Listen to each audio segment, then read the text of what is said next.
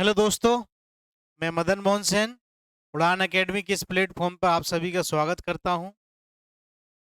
जैसे कि अपनी सेफ्टी की क्लासें 2 से 3 4 क्लासें हो चुकी हैं। उसमें अभी सेफ्टी साइन और फायर एक्सटिंग्विशर का काम अभी 2 पीडीएफ और आना बाकी हैं। उसमें थोड़ा डायग्राम के लिए लेकर के थोड़ा दिक्कत आ रही है, पर धीरे वो भी हो जाएगी। ज़्यादा टाइम नहीं लगेगा, डल जाएगी क्लास वो। जब तक अपन आगे बात करते हैं मेजरिंग टूल। ठीक है। मेजरिंग टूल क्या होते हैं? मेजरिंग बोले तो मापने वाले औजार और मेजर मेजर और मेजरमेंट, इसके बारे में अपन बात करते हैं। ठीक है।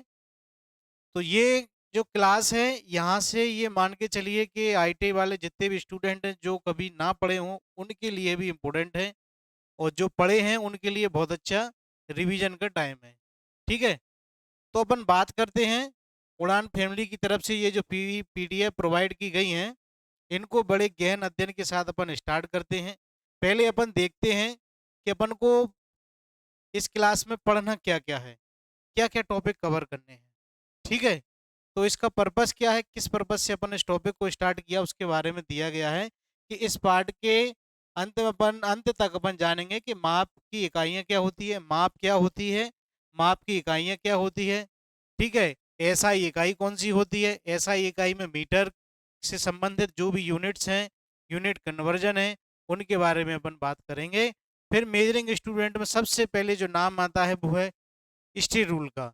स्टील रूल और स्केल, ये दो चीजें वर्कशॉप कैलकुलेशन में जैसे ही आप इंटर मारेंगे या दैनिक जीवन में भी उपयोग करेंगे तो इनका बहुत इंपॉर्टेंट उपयोग होता है। तो इनके बारे में जानकारी अपन को आना चाहिए, और इसी के बारे में अपन अब आगे जाके बात करते हैं। ठीक है। बात बढ़ती है आगे, तो हम देखते हैं कि माप किसे कहते हैं। ठीक, सबसे पहला क्वेश्चन यही है कि माप होती क्या चीज है। ठीक। माप को मापने की आवश्यकता क्यों पड़ी? जिस प्रकार से अब मैं परिभाषा दे रहा हूं उसको समझने की कोशिश करें कि जिस प्रकार से अपन लोगों का ह्यूमन बॉडी में व्यक्तियों का जन्म हुआ, जैसे मैं हूँ, मेरा नाम मदन है, किसी का नाम सौरभ है, किसी का नाम गौरव है, किसी का नाम अनिल है, तो ये नाम दिए ना अपन ने, मतलब प्रजाति मानव की ही है, लेकिन उनको जानने के लिए उनको नाम से डोनेट किया। ठीक। तो इसी प्रकार जब अपन किसी चीज को मापेंगे तो मापने के लिए अपन को काय की जरूरत पड़ेगी, किसी माध्यम की जरूरत पड़ेगी जिससे उसे उस चीज के बारे में जाना जाए। ठीक है। तो मापने की जो इकाइयां हैं, माप क्या है? माप और मेजरमेंट की एक ही परिभाषा है कि किसी भी जॉब के साइज को, टेक्निकल भाषा में बता रहा हूं, कि किसी भी जॉब के साइज को किसी से तुलना करना, या किसी भी चीज को एक मानक पद्धति के स्टैंडर्ड साइज में लंबाई, चौड़ाई, ऊंचाई, इन सभी के साइजों को माप में गिना जाता है। और इन सभी को लंबाई, चौड़ाई, ऊंचाई को मापने के लिए जिस माध्यम का प्रयोग किया जाता है वो उसको क्या बोलते हैं? मेजरमेंट या मेजरिंग टूल। और मापने की पद्धति कई प्रकार की होती हैं। ठीक है। तो ये चीज समझ में आई। अब परिभाषा से समझते हैं कि टेक्निकल में क्या रखा, परिभाषा क्या कहती है कि जब हम किसी वस्तु को मापते हैं तो हम वास्तव में उसकी तुलना माप के ज्ञात मानक से कर रहे होते हैं। ठीक है। इस ये परिभाषा ये कहती है कि जब हम किसी चीज को मापते हैं तो वास्तव में हम क्या करते हैं? उसकी तुलना करते हैं। जैसे किसी जॉब का साइज मीटर में दिया है और किसी दूसरे जॉब का साइज सेंटीमीटर में दिया है, तो अपन इनकी आपस में कंपैरिजन करने के लिए इसका यूनिट कन्वर्जन करेंगे। यूनिट कन्वर्जन करने से तब जाकर के अपन को पता चलेगा कि ये छोटा है या बड़ा, जब तक यूनिट कन्वर्जन सेम नहीं हो जाता। ये इसके बारे में दिया गया है। ठीक है। तो माप और मेजरमेंट क्या है कि परिभाषा उसकी बोलती है कि किसी भी मानक साइज को अंतरराष्ट्रीय मानक पद्धति के स्टैंडर्ड मानकों के साइजों में मापा जाए, उसको माप या मेजरमेंट कहते हैं। ठीक है। अब माप की बात करें, इसके आगे का मैं बताता हूं। अब माप के बारे में जब अपन बात कर रहे हैं तो माप कितने प्रकार की होती है? अभी बात केवल माप की ही चल रही है। ठीक है। तो माप कार्य के अनुसार कार्य के अनुसार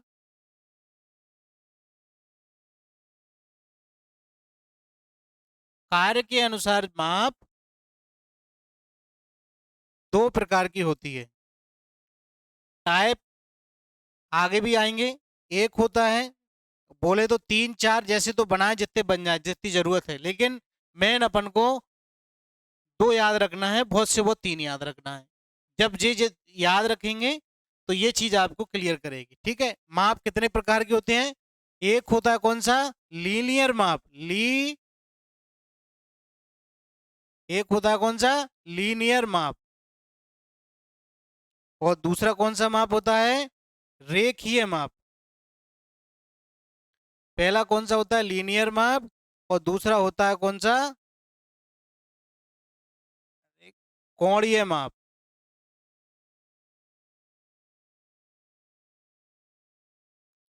ये माप होते हैं। तो माप कितने प्रकार के होते हैं? एक होता है लीनियर माप और एक होता है कोणीय माप।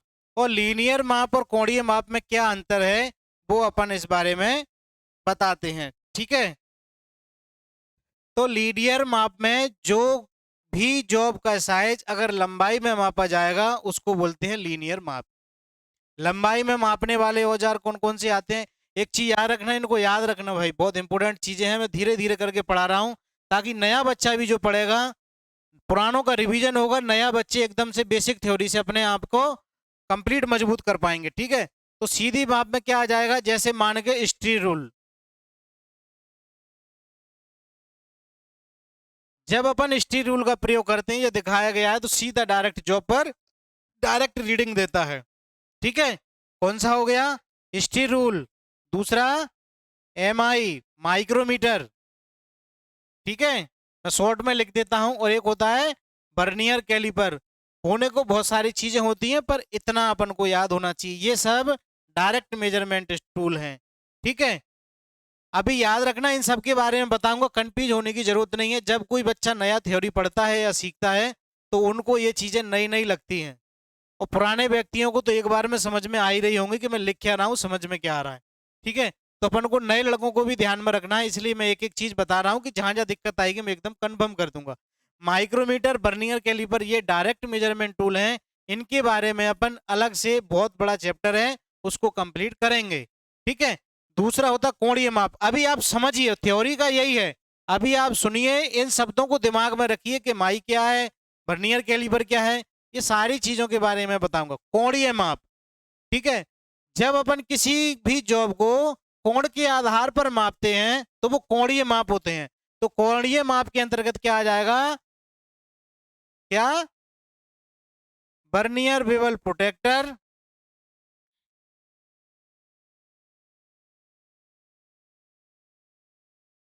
Bernier bevel protractor. ठीक है, और भी कई ऐसे टूल हैं जो कि अपन को देखने को मिलेंगे। इसमें ये भी लिख लो, कॉम्बिनेशन सेट।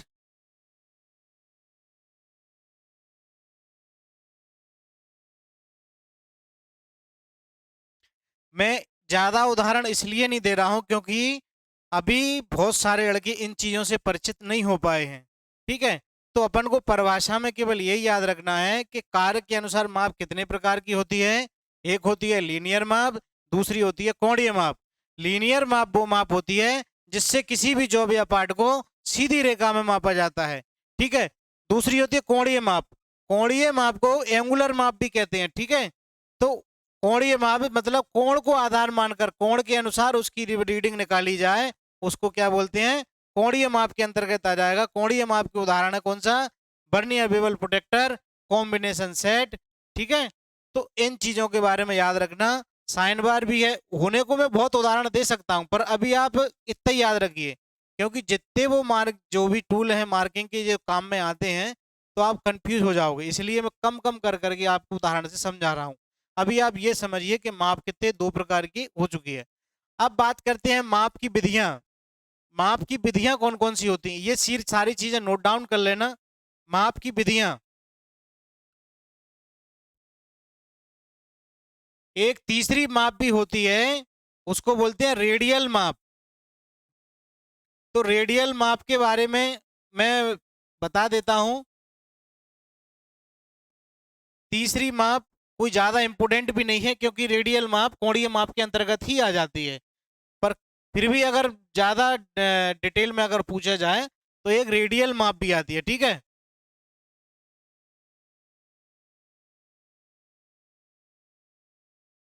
ठीक है, शॉर्ट फॉर्म में लिख दिया। रेडियल माप क्या होता है, किसी भी जॉब की कॉनकेव और कॉन्वेक्स सरफेस का जो रेडियल में जो चेक किया जाएगा, वो कॉनकेव और कॉन्वेक्स सरफेस को चेक करने के लिए रेडियल माप के अंतर्गत रखा गया है, ठीक है। लेकिन अगर इसको याद ना रखें तो आप एंगुलर माप भी याद रख लेते हैं, तो वो भी रेडियल माप के अंतर्गत ही आ जाए, कोणीय माप में रेडियल माप भी आ जाएगा, ठीक है। जैसे इसमें किसका नाम ले लें, ऐसे plug gauge, plug gauge, ring gauge, ठीक है। तो ये इसके उदाहरण होते हैं, तो ये अपन को याद रखना है। लेकिन ये आ किसके अंतर्गत जाता है, अगर अलग से इसमें ऑप्शन में दिया है तब इस चीज पे गौर करना, अगर नहीं दिया है तो वो काय के अंतर्गत आएगा, वो कोणीय माप के अंतर्गत ही आ जाएगा, ठीक है।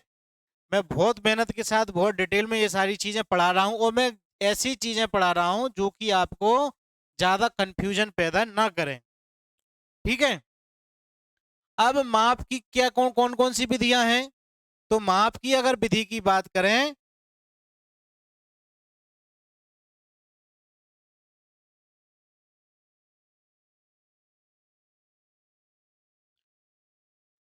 माप की कौन कौन सी विधियां हैं, तो माप की दो विधियां हैं, एक दो। किताबों में तीन विधियां है, लेकिन नहीं, अपन को दो ही याद रखना है, दो ही इंपोर्टेंट है। एक होती है कौन सी, प्रत्यक्ष,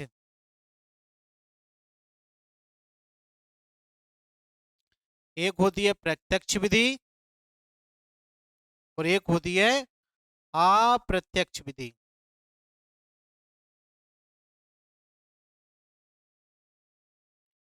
प्रत्यक्ष विधि और अप्रत्यक्ष विधि, डायरेक्ट मेजरमेंट, इनडायरेक्ट मेजरमेंट, ये दो विधियां हैं मापने की, ठीक है।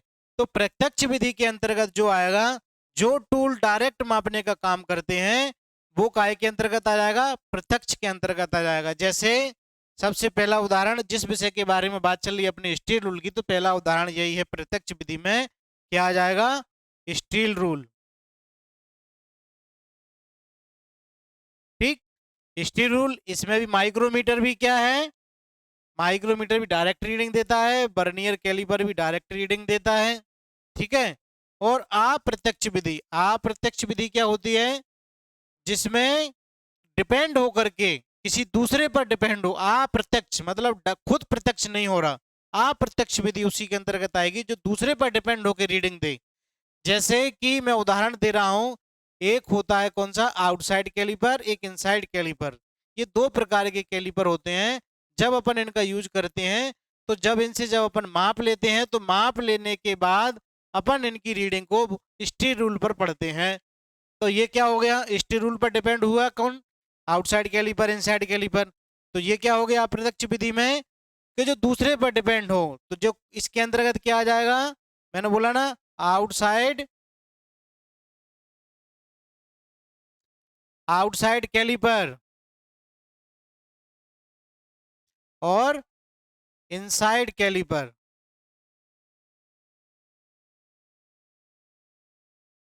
ये इसके सबसे अच्छे उदाहरण हैं। ये चीज आपको समझ में आई यहाँ तक, कि माप, पहले मैंने बताया कि माप कितने प्रकार की होती हैं, तो माप के बारे में बताया। अब फिर मैंने बताया कि मापने की विधियां कितने प्रकार की होती हैं, ये विधियों के बारे में बताया। ये माप का यहाँ से पूरी परिभाषा, डेफिनेशन आपको सही तरीके से मैंने आपको समझा दी। अब समझाने के बाद अपन बात करते हैं कि माप,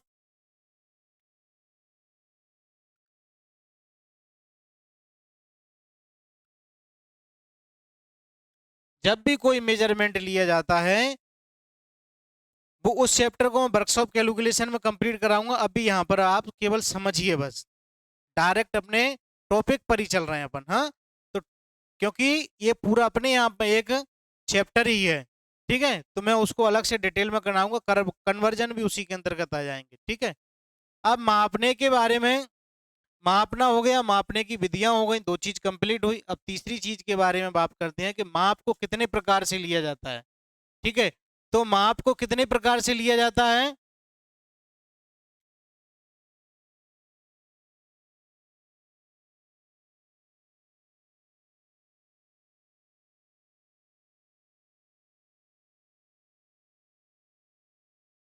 मेरी राइटिंग खराब है, पर आप शब्दों को सुनिए और नोट डाउन कीजिए। ठीक है, तो माप को डिफाइन करने के लिए कुछ सिस्टम बनाए हैं। कौन कौन से सिस्टम होते हैं वो? एक होता है CGS सिस्टम, दूसरा होता है FPS सिस्टम, और तीसरा होता है MKS सिस्टम। ठीक है, और चौथा कोई होता नहीं है, वो MKS को रिपीट कर कर ही बनाया है, जिसको बोलते हैं SI सिस्टम।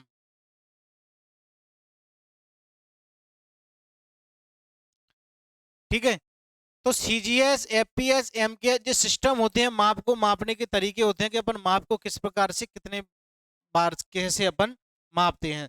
तो ये तीन तरीकों के बारे में दिया गया है। ठीक है, सबसे पुराना जो सिस्टम है वो FPS सिस्टम है। FPS बोलते हैं फुट पॉइंट सेकेंड। ठीक है, दूसरा होता है CGS सिस्टम, इसमें सेंटीमीटर ग्राम सेकेंड आता है। एक होता है MKS सिस्टम, मतलब मीट्रिक सिस्टम, और चौथा होता है SI सिस्टम। ये चार सिस्टम के अंतर्गत सारी मापों को चेक किया जाता है। इन सब में सबसे पुरानी FPS सिस्टम है। FPS बोले तो फुट पॉइंट सेकेंड। ये इसको ब्रिटिश सिस्टम के, इसको ब्रिटिश सिस्टम भी बोलते हैं। क्या इसको बोलते हैं? British system.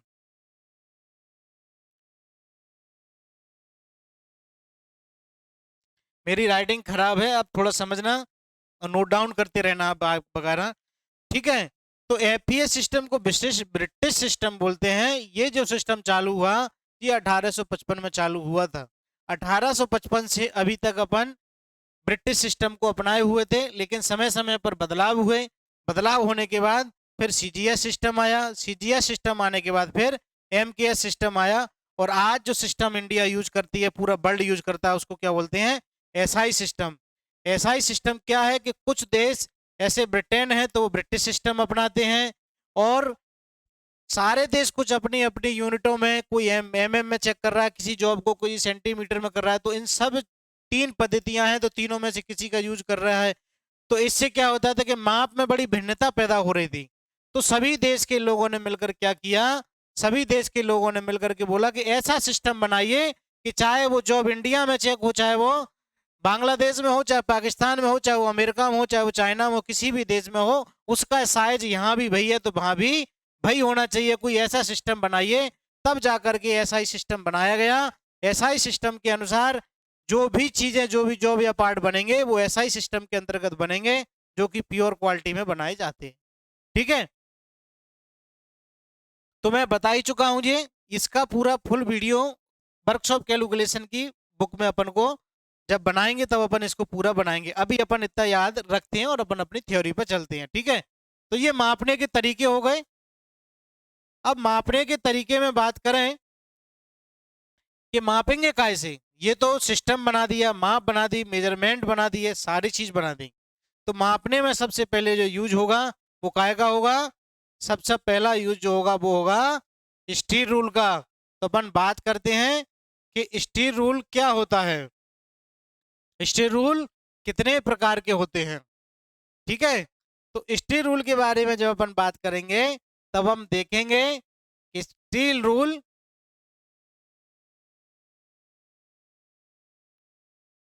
तब अपन बात करते हैं कि स्टील रूल। ठीक है, तो स्टील रूल क्या होता है मैंने बता दिया।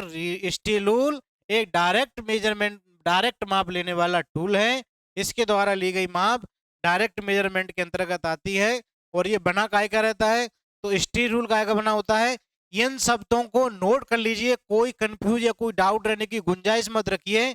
मैं बता रहा हूं, जो भी व्यक्ति, जो भी मेरी बात है, जो भी छात्र सुन रहा है, ये मान के चलिए मैं अपने पूरे अनुभव, जितना मेरे पास 10 से 12 साल का है, मैं पूर्ण अनुभव के साथ जो बता रहा हूँ, उन चीजों को याद रखना। क्योंकि ये जब भी पेपर में आएंगी, छोटी छोटी चीजें आपको बहुत कम नंबरों पर ला देती हैं। इनको नोटिस करना कि ये क्या कह रहे हैं, किस मटेरियल का कब आंसर लगेगा, इस चीज को आप भूल मत जाना, ये बकायदा याद रखना। ऐसी छोटी छोटी गलतियां करके आपको ये मान के चलिए कि कैटेगरी में बहुत पीछे रख देती हैं, और लोग ये समझते हैं कि मुझे तो आता है। आज भी कुछ लोगों का भ्रम है कि steel rule high carbon steel का बना होता है, ये मैं दावे के साथ कह सकता हूं, लेकिन जबकि ये बात गलत है।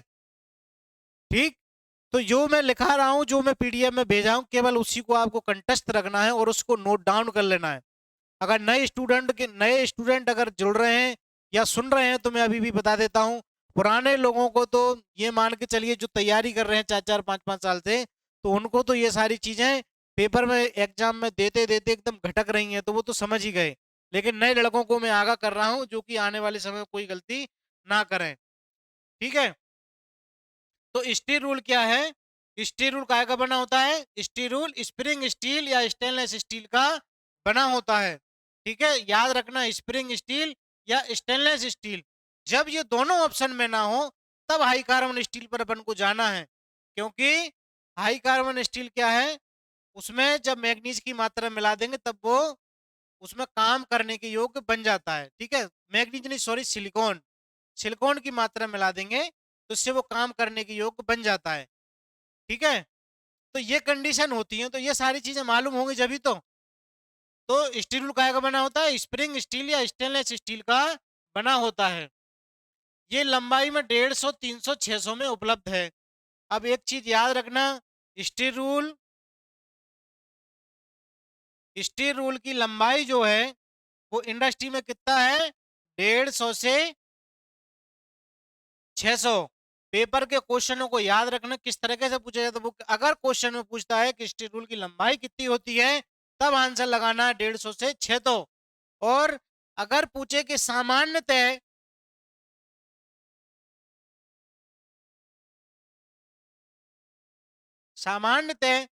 वर्कशॉप में कितने का यूज होता है, तब वहां लगाना है कितना? 150 से 300 mm। ठीक है, स्टील रूल की जो लंबाई होती है वो 150 से 600 mm होती है, और सामान्यतः वर्कशॉप में जो लंबाई के यूज किए जाते हैं वो 150 से 300 mm के यूज किए जाते हैं। इस शब्द के लगने का भी महत्व समझना आप। ठीक है, ब्रिटिश पद्धति में भी अगर बात करें, तो ब्रिटिश पद्धति के अनुसार कितना बताया है? 150 से 1000 mm तक। अंग्रेजी माप में स्टील रूल 150 से 150, 300, 500, 1000 की पूरी श्रृंखला मीट्रिक और अंग्रेजी ग्रेजुएशन में भी उपलब्ध है।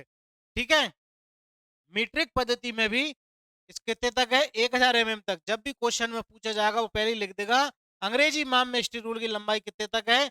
150 से 1000। और सामान्य स्टील रूल की लंबाई कितनी है? 150 से 600। और वर्कशॉप में सामान्यतः कितने तक का यूज किया जाता है? 150 से 300। तो ये चीजें अपन को कंठस्थ याद रखना है, ये ही पेपर में मेरिट बनाती हैं। ये छोटी छोटी चीजें, ये मान के चलो एकदम एक न एक नंबर इकट्ठा करके, आसान सी चीजें हैं, केवल ध्यान देने की बात रहती है इन पे, और इन्हीं छोटी छोटी चीजों से क्वेश्चन गलत हो जाता है। अब आगे बढ़े, इतना मैं बता चुका हूं।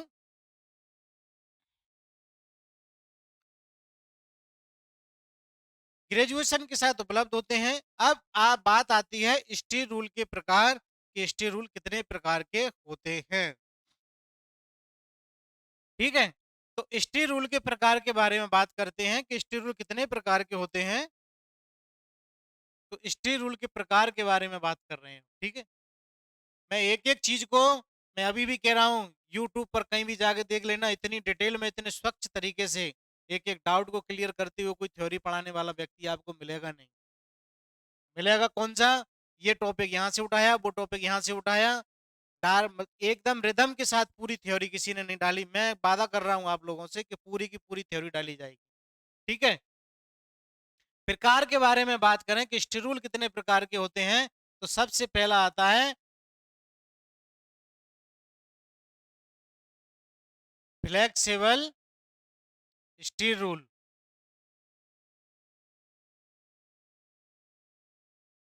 ठीक है, फ्लेक्सिबल स्टील रूल क्या होता है? तो फ्लेक्सिबल स्टील रूल क्या होता है? फ्लेक्सिबल जैसे उसका नाम ही है, ये एक प्रकार का स्टील रूल है। स्टील रूल में क्या होता है, ये भी काय का बना होता है, स्टेनलेस। देखो रूल पहले ही क्लियर है कि रूल बना काय का होता है, बता चुका हूं पहले ही मैं काय का, स्प्रिंग स्टील या स्टेनलेस स्टील का, इसको याद रखना। ठीक है, तो रूल के बारे में बात चल रही है।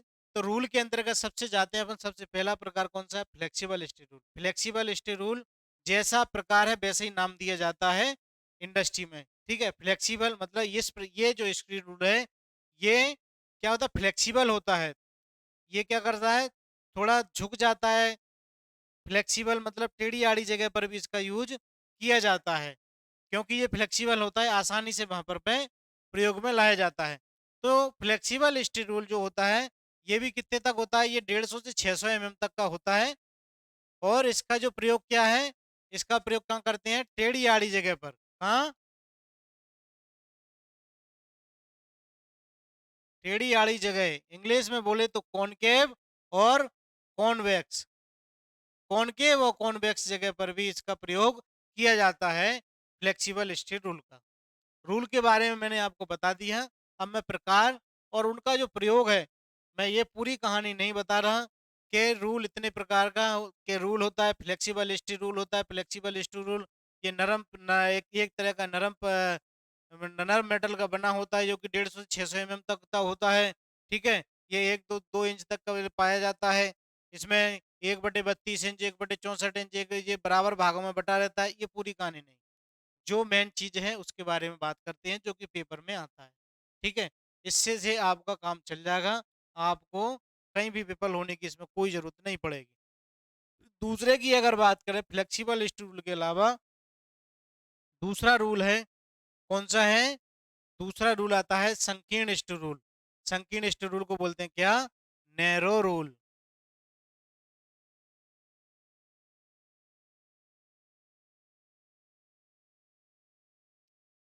तो नैरो रूल क्या होता है,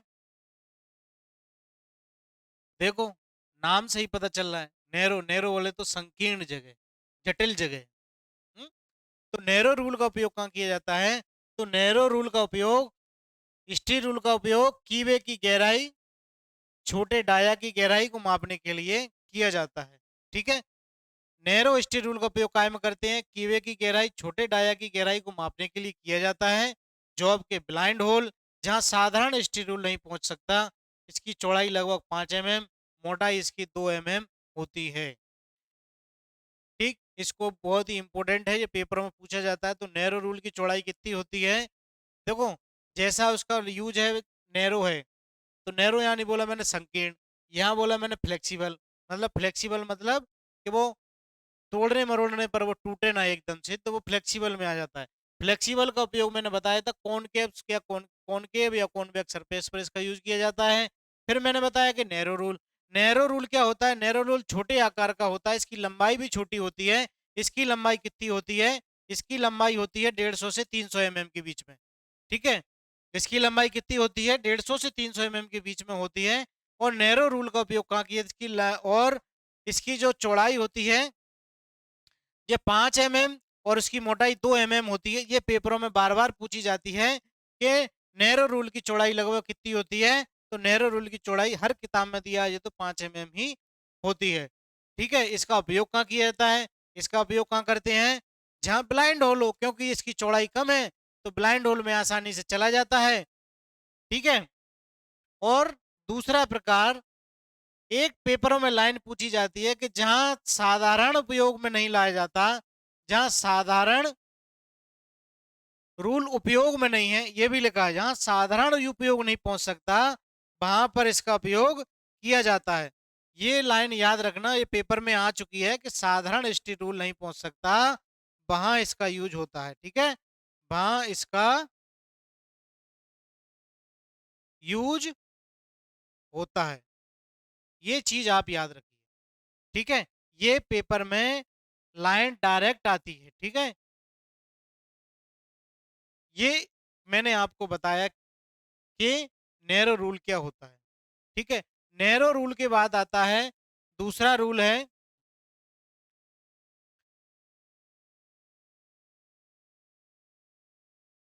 ये सारी चीजें बड़ी इंपोर्टेंट है। अगर इनके बारे में अगर अपन स्टार्टिंग से ही मजबूती से पढ़ लिया तो आगे की चीजें बहुत ही आसान हो जाएंगी। ठीक है।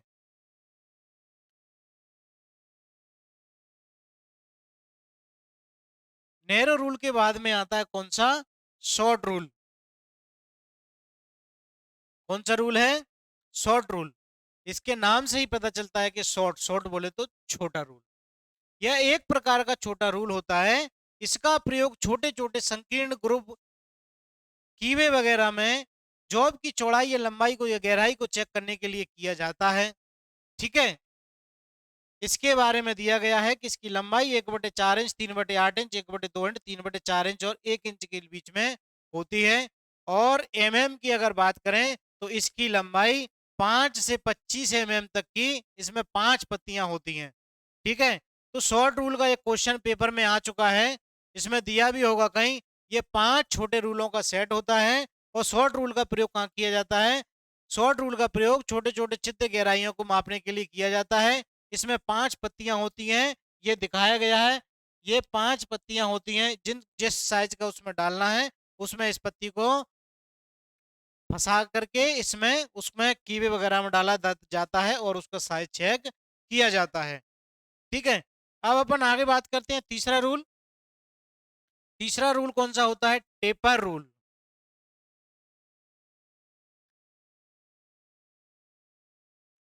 और एक पेपर के अनुसार एक क्वेश्चन बताता हूं जो पेपर में जो डायरेक्ट पूछा जाता है, इसरो में पेपर में पूछा गया था, उसकी लाइन मैंने इसमें जोड़ दी है।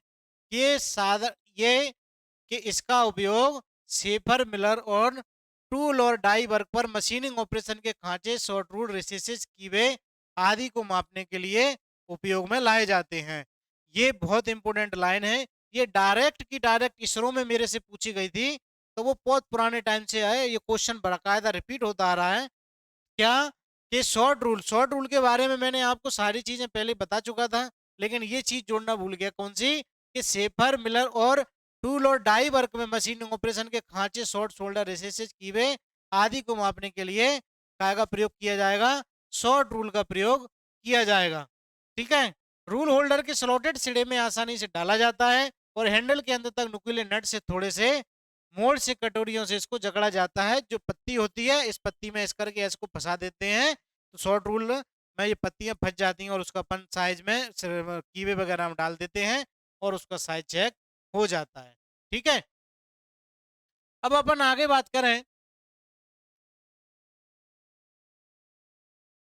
आगे बढ़ते हैं, देखते हैं आगे जो रूल है उसका क्या नाम है? Short rule. कौन सा? Steel rule with taper and.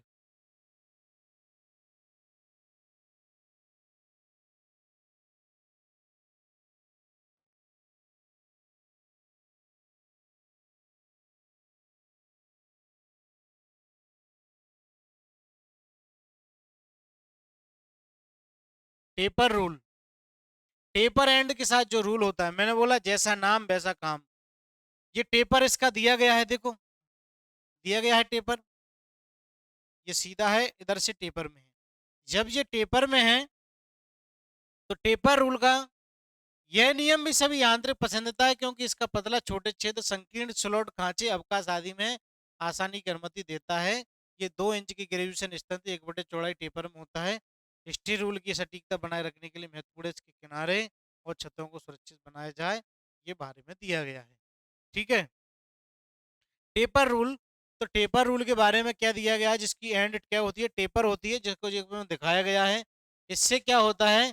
ये संकीर्ण स्लॉट, खांचे, क्लियरेंस आदि को जहां पर चेक करना हो वहां पर इसका प्रयोग काय का किया जाता है? टेपर रूल का प्रयोग किया जाता है। ठीक है। इसको याद रखें, एक नीचे अंडरलाइन है कि इसकी सटीकता को, किसी भी रूल हो, कोई भी व्यक्ति, कोई भी मार्किंग मेजरिंग टूल हो, उसकी एक्यूरेसी को बनाए रखने के लिए उसको क्या करना है? उसको गिरने नहीं देना है। क्यों? क्योंकि अगर वो गिरेगा तो उसकी एक्यूरेसी पर इसका प्रभाव पड़ेगा। ठीक है। इतने प्रकार के रूलों के बारे में मैं आपको बता चुका हूं। कुछ रूल छूट गए हैं, तो उन रूलों के बारे में भी अपन बात कर देते हैं कि वो रूल कौन कौन से होते हैं और कितने रह गए हैं अपने। ठीक है। मैंने बोला जैसा नाम वैसा काम, इस प्रकार के रूल होते हैं। तीसरा जो रूल होता है, आगे जो रूल बनेगा वो कौन सा रूल है? वो है कौन सा? Hook rule. मैंने बोला जैसा नाम वैसा काम, तो इस प्रकार का जो रूल होगा रहेगा तो ऐसे ही, लेकिन उसमें इस प्रकार का हुक लगा रहेगा, ये इस टाइप में। ठीक है, तो ये जो रूल रहेगा,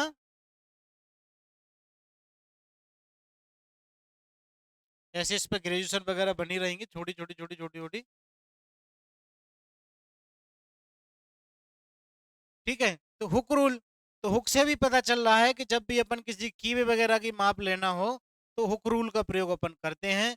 और हुक रूल के बारे में पहले ही, ये बहुत अच्छा क्वेश्चन है इसके अंतर्गत जो पेपर पूछा जाता है हुक रूल में, कि हुक रूल के यूज काय में लाया जाता है। तो हुक रूल के बारे में मैं आपको बता ही दिया हूँ कि जब अपन को किसी भी कीवे वगैरह की मार्किंग करनी हो, काय की कीवे की मार्किंग करनी हो, तो इसका हुक रूल का प्रयोग किया जाता है।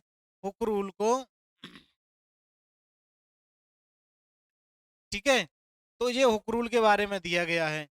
और अभी और भी छोटे छोटे कई प्रकार के, लेकिन पेपर के अकॉर्डिंग इन्हीं रूलों के बारे में अपन को ज्यादातर ध्यान देना चाहिए। होने के लिए एक है कौन सा?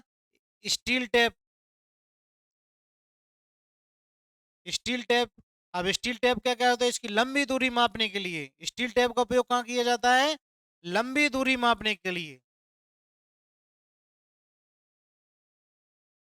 स्टील टेप का उपयोग लंबी दूरी मापने के लिए स्टील टेप का उपयोग किया जाता है। स्टील टेप, ठीक है, हिंदी में क्या बोलते हैं इसको? फीता। और बाकी जितने भी रूल हैं इन सब का ज्यादा यूज तो है नहीं। और अगर जो भी छोटी मोटी चीज अगर रह गई हो तो मैं उसको भी देखूंगा और देख पाऊंगा कि क्या है क्या नहीं है। ये छोटी छोटी यूनिट कन्वर्जन दिए गए हैं जो कि अपन को पता होना चाहिए, जो निमी की बुक में भी दिए हैं। तो अपन एक बार इनको देख लेते हैं क्या है। कि एक माइक्रोन बराबर क्या होता है? 0.001 mm। और 1 mm बराबर होता है 1000 माइक्रोन। 1 माइक्रोन बराबर 0.001 mm। 1 mm बराबर 1000 माइक्रोन। 1 सेंटीमीटर बराबर 10 मिलीमीटर। 1 डेसीमीटर बराबर 10 सेंटीमीटर। 1 मीटर बराबर 10 मीटर। और 1 डेसीमीटर बराबर 10 मीटर। डेका मीटर बराबर क्या हो जाएगा? 10 मीटर हो जाएगा। ये मैट्रिक में है। और फुट में अगर बात करें ब्रिटिश पद्धति में तो क्या बात करें? 1000 बराबर 0.001 mm, 1 इंच, सॉरी। और 1 इंच, 1 इंच का साइन ऐसे होगा। 1 फुट में 12 इंच। 1 यार्ड में 3 फीट। 1 फलांग में 220 यार्ड। 1 मील में 8 फलांग। तो ये अपन को यूनिट कन्वर्जन दिया गया है। और भी कई प्रकार के होते हैं। 1 mm, ठीक है, 1 इंच में 25.4 mm और 2.54 cm। अभी बहुत प्रकार के होते हैं जो कि पेपर के हिसाब से खासकर इसरो, बीएचईएल, एचएएल के लिए बहुत इंपॉर्टेंट होते हैं। तो मैं इसलिए उसका एक अलग से ही चैप्टर बनाया हूं, और जो आने वाले कुछ ही टाइम में मैं उसको डाल दूंगा। तो ये जरूरी है, इसलिए मैं उसको अलग से बनाया हूं। इसमें केवल मैंने आपको एक्सप्लेन किया है कि स्टील रूल के बारे में बस। अभी अपन ने स्टील रूल पढ़ा है। और अगर आगे अपन बात करेंगे स्क्राइबर, और भी मार्किंग के टूल हैं, मार्किंग में कौन कौन से उपयोग में लाए जाते हैं, ये सारे टूलों के बारे में अपन पढ़ेंगे। और ये सारी चीजें, अगर इसमें कोई डाउट हो तो आप मुझे बकायदा कमेंट करिए। और मैं आपको पहले ही कह चुका हूं कि जितने भी लोग व्यक्ति तैयारी कर रहे हैं वो हमारी उड़ान एकेडमी से जुड़िए। और उड़ान एकेडमी से जुड़ने के बाद आप देखोगे अपने आप में जो बदलाव पाओगे, बहुत ही कम समय में, बहुत ही ज़्यादा। अगर बात की जाए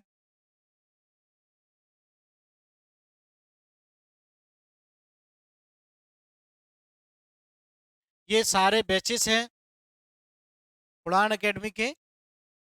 मैं आपको पहले ये सारी चीज़ें मैं आपको पहले ही बता चुका हूं कि अपन को कौन कौन सी चीज़ें पर फोकस करना चाहिए। तो उड़ान अकेडमी में आप मैथ यूट्यूब पर की पूरी क्लासें डाली जा रही हैं। ठीक, ये हमारे पूरी उड़ान कमेटी के जितने भी सदस्य हैं, जो बड़े बड़े जिज्ञासु ज्ञान के, इन्होंने ठाना है कि टेक्निकल से लेकर के नॉन टेक्निकल के जितने भी एग्जाम हैं, कोई भी व्यक्ति गांव गलियारे में जहां भी पढ़ रहा हो, अगर उसको शिक्षा का अभाव लग रहा हो, तो व्यक्ति उड़ान अकेडमी से जुड़ जाए।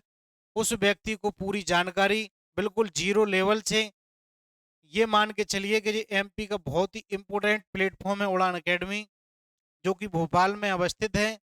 आप इन व्यक्तियों की क्लास देखिए, करंट अफेयर हो, चाहे वो मैथ हो, चाहे वो इंग्लिश हो, चाहे वो रीजनिंग हो, चाहे वो हिस्ट्री से संबंधित कोई भी क्वेश्चन हो, चाहे पॉलिटी से संबंधित हो, चाहे बायोलॉजी हो, चाहे जीए हो, चाहे वो थ्योरी हो, आप इन सब व्यक्तियों के बारे में जानेंगे। आपका बीएचएल से संबंधित सारी की सारी जितनी भी परेशानियां हैं, जितने भी 120 नंबर के अंतर्गत जितना भी 80 से 100 नंबर का पेपर आएगा, केवल ड्राइंग को छोड़ दिया जाए और उसमें मैथ रीजनिंग, आजकल ऐसा नहीं है कि इंग्लिश पेपर में नहीं आती या कंप्यूटर पेपर में नहीं आता, ये सारी चीजें आपको केवल उड़ान अकेडमी पर ही मिल पा रही हैं। ये आपके लिए बहुत ही अच्छा प्लेटफॉर्म है। अगर आप वास्तव में तहे दिल से तैयारी कर रहे हैं, तो आप उड़ान अकेडमी बाकायदा आइए। और अगर ऑफलाइन पढ़ना चाह रहे हैं तो आप ऑफलाइन भी पढ़ सकते हैं। अगर आप ऑनलाइन पढ़ना चाह रहे हैं, मैं तो खुद ही देख लो, हमारी कितनी सारी क्लास यूट्यूब पर फ्री डली हुई हैं, उनको समझो, देखो कि वाकई ये व्यक्ति कितने मतलब लगन से काम कर रहे हैं, और अपन को इस चीज़ का अगर फायदा ना उठा पाए तो ये अपने लिए बड़ी सोचने का विषय है। इसलिए आप आइए और उड़ान अकेडमी से जुड़िए और अच्छे से पढ़ते रहिए। थैंक यू, धन्यवाद, जय हिंद।